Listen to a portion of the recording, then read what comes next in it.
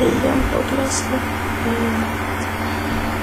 Ja, klockan är nu 17 minuter eller 6 på morgonen. Och gissarna. Mina katter så bråkar lite. Ja, jag mår fortfarande ganska dåligt så det blir nog ingenting att åka någonstans för mig idag. Jag tänkte istället att jag ska titta på ett tv-program på datorn. Så passar på att fråga om ni har några förslag på vad jag ska blogga om idag.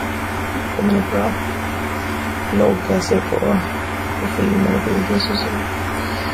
Orkar inte så mycket mer. Så har ni några förslag på vad ni vill att jag ska blogga om idag så skriv gärna så fixar jag det. Så, ja. Mina katter. Det är väldigt rörigt i ett rum varje man.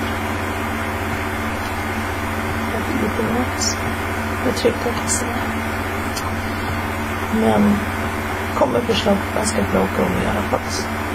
Fixar det.